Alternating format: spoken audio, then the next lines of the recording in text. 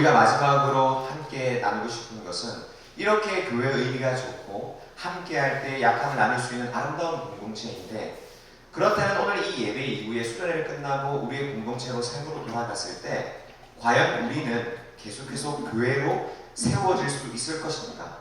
교회라고 하는 유익과 만족을 누리며 살아갈 수 있을 것인가? 이 질문을 한번 오늘 던지면서 나누었으면 좋겠습니다. 그래서 오늘 마지막 주제는 우리는 말씀 위에 세워진 교회입니다. 말씀 위에 세워진 교회. 오늘 제가 아침에 한 6시 좀 넘어서 일어났습니다. 안 씻고 한번 이렇게 둘러봤어요. 산책하면서 여기 본당의 예배 공간에 왔는데요. 여기에서 엄청나게 뜨거운 토론을 하고 있는 그 형제들을 만났어요. 그래서 무슨 토론을 그렇게 열심히 하나, 은혜 받아가지고 그래서 삶에서 어떻게 이 교회의 사명을 적용하려고 하나 라는 생각을 가지고 이렇게 잘 들어보고 있는데, 갑자기 어떤 형제가 저한테 와서 물어보는 거예요. 목사님, 카리나가 이뻐요? 아니면 윈터가 이뻐요? 이렇게 묻는 거예요. 여러분, 제가 순간 귀를 의심했습니다. 카리나가 이뻐요? 윈터가 이뻐요? 그래서 들어본 거는 같은데 뭐 게임의 캐릭터 이름인가? 라고 생각하다가 순간 제가 얼핏 그 유튜브에서 봤던 그 지나가는 짤로 돌아다니는 영상이 기억나는 거예요. 그래서 아이돌 그룹의 어떤 그 사람이었던 것 같다라고 생각하면서 이제 갔어요. 그랬더니 이 사진을 비교해서 보여주더라고요. 이 사람이 카리나고 이 사람이 윈터인데, 윈터가 더 이쁘지 않나요? 카리나가 이쁘지 않나요? 뭐 이런 이야기를 하더라고요. 제가 이런 말씀을 드리기 그렇지만 제 시대에는 그 어떤 그룹이죠? 근데 그 그룹이? 에스파. 네, 그 형제가 당신이군요.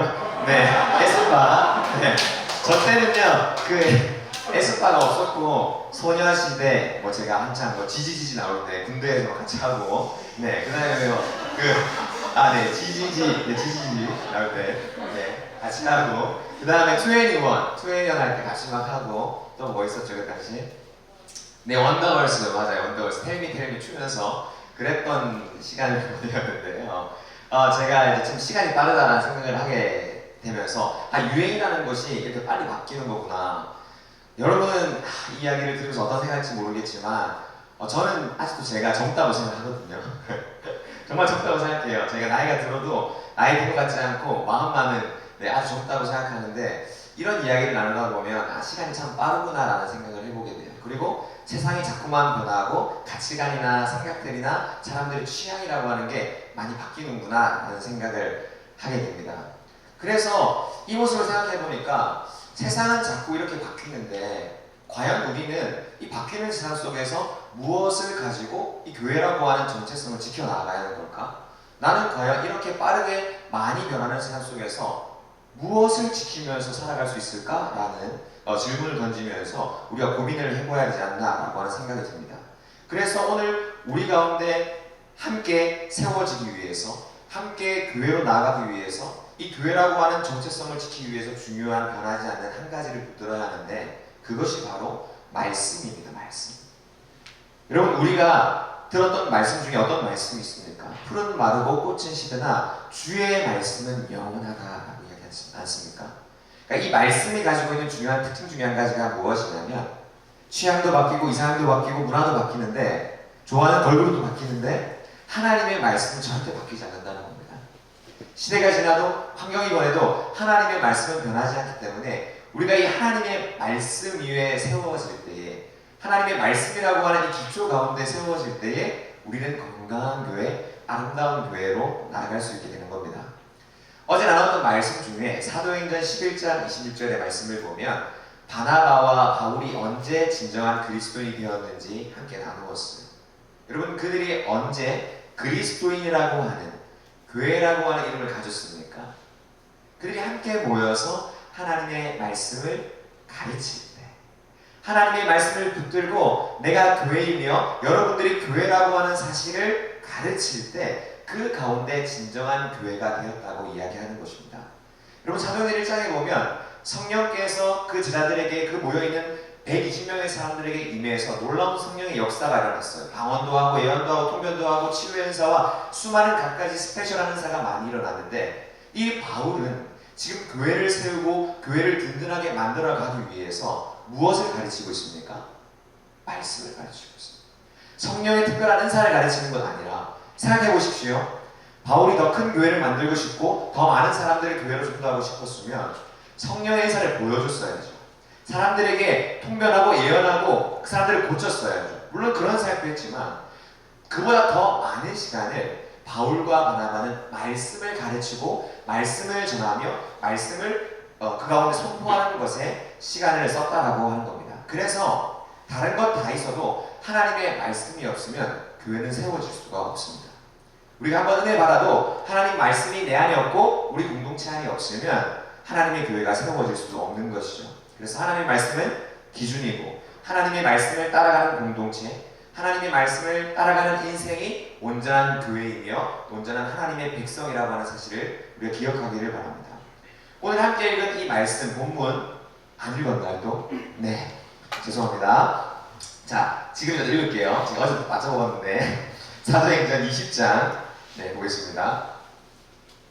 사도행전 20장 28절에서 32절입니다.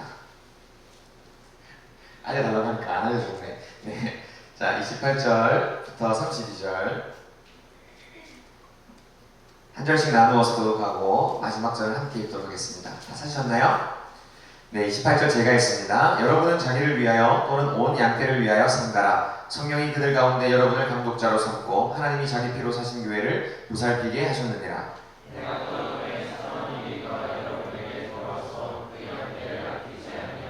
또한 여러분 중에서도 제자들을 끌어 자기를 따르게 하려고 어그러진 말을 하는 사람들이 일어날 줄을 내가 아노라.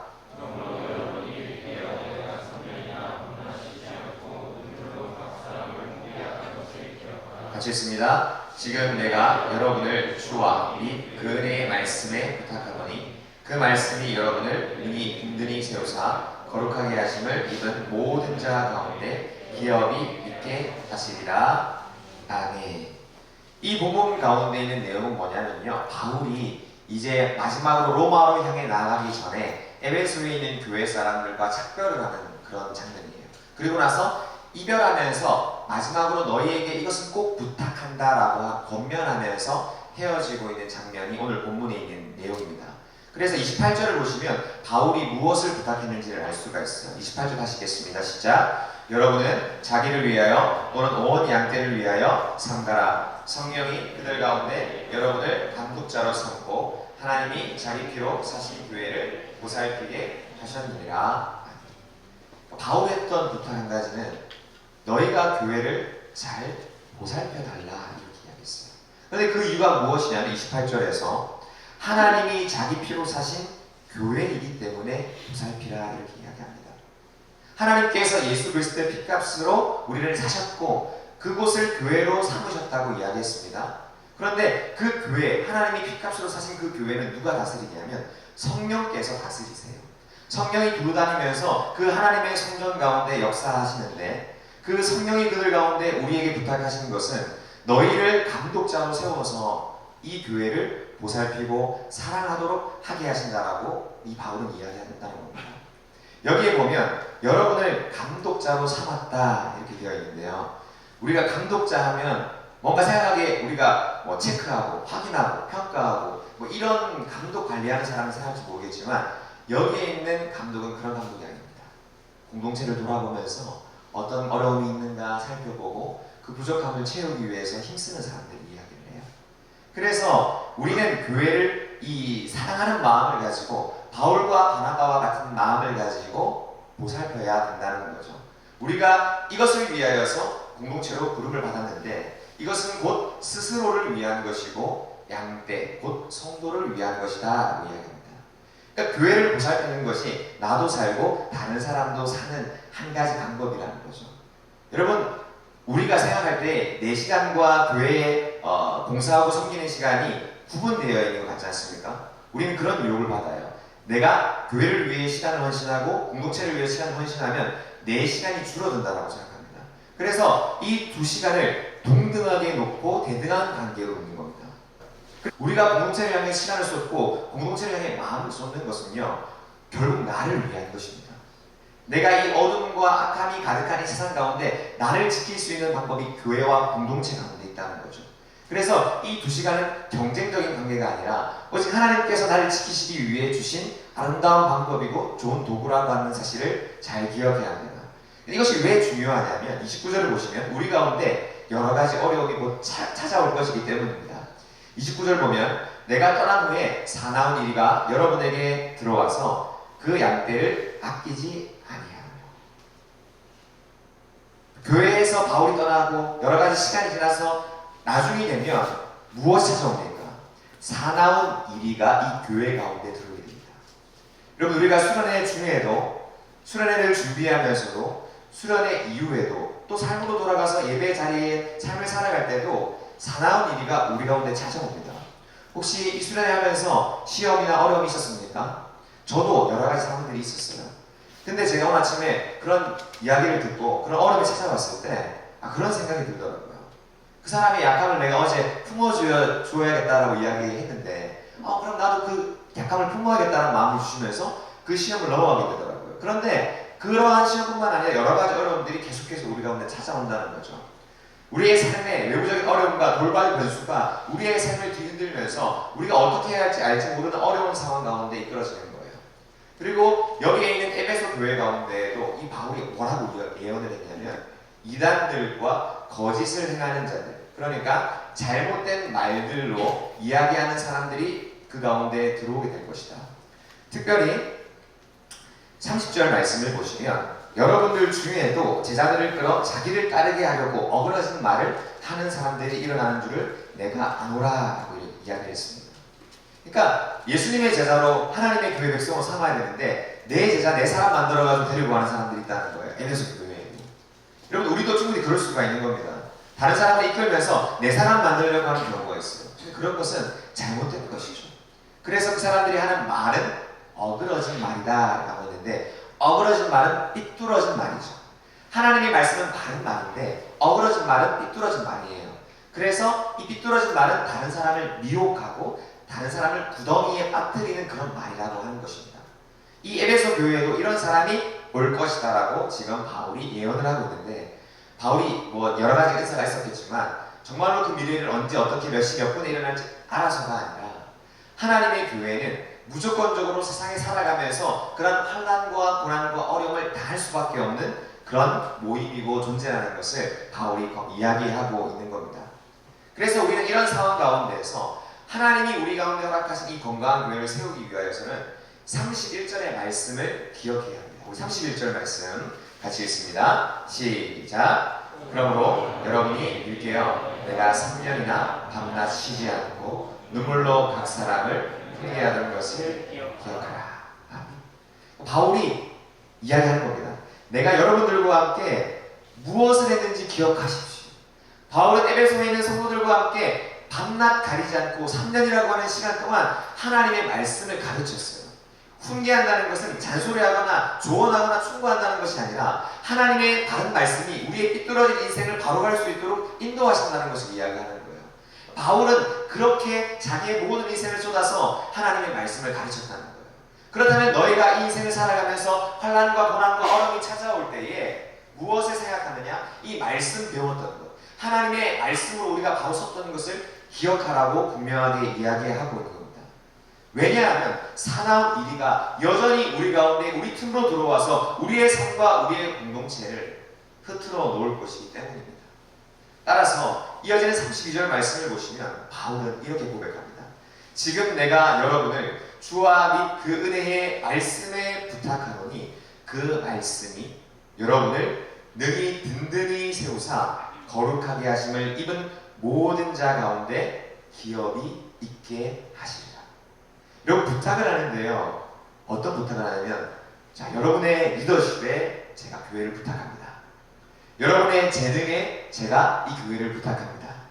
여러분의 뛰어난 어떤 것에 제가 이 교회를 부탁합니다 라고 말하지 않고 무엇에 부탁한다고 말합니까? 은혜의 말씀에 부탁한대요. 우리의 모습이 아니라 이 변하지 않는 하나님의 말씀에 이 교회를 부탁하셔서 이 교회가 우리를 든든히 세우고 이끌어 나아갈 수 있도록 하나님이 일하신다라고 하는 것입니다. 따라서 이리의 공격과 유혹이 우리 가운데 찾아올 때라도 이 말씀에 붙들린 사람은 절대 흔들리지 않습니다. 잠깐 삐끗해도 다시 길 돌아올 수 있어요. 다시 하나님이 원하시는 길로 갈 수 있다라고 하는 겁니다. 그래서 하나님의 백성은요, 이 우리의 삶을 능히 든든히 세우셔서 거룩하게 하시는 놀라운 이 말씀의 능력을 누리며 나가게 되는 것입니다.